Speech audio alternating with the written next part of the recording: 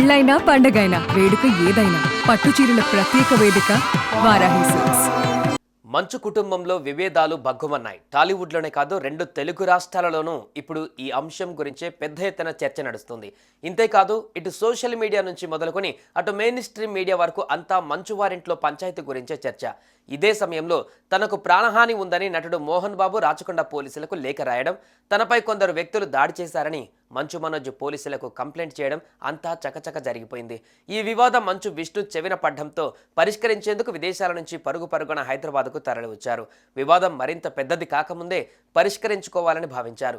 కానీ ఆ ప్రయత్నాలు ఏమీ ఫలించలేదు. ఇదిలా ఉండగా మంగళవారం రాత్రి మంచు మనోజ్ జల్పల్లిలో ఉన్న తన తండ్రి మోహన్ బాబు ఇంటి గేట్లను బద్దలు కొట్టుకొని మరీ లోపలికి వెళ్ళాడు.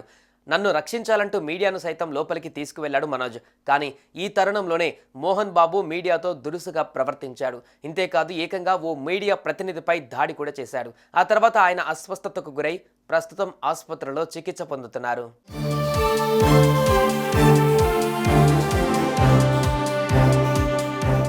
అయితే వీరింట్లో ఈ విధమైన రచ్చ జరుగుతున్న నేపథ్యంలో ఏ క్షణం ఏం జరుగుతుందో తెలియక పోలీసులు సైతం తలలు పట్టుకోవాల్సిన పరిస్థితి ఏర్పడింది.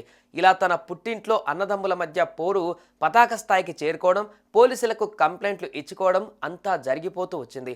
కానీ ఇది పెద్ద రచ్చ జరుగుతుంటే మోహన్ బాబు గారాల కూతురు అదే మంచు లక్ష్మి మాత్రం శాంతి మంత్రం జపిస్తున్నారు. అవును, తాజాగా ఆమె సోషల్ మీడియాలో ఓ ఆసక్తికర పోస్ట్ పెట్టి అందరినీ షాక్ ఇచ్చింది.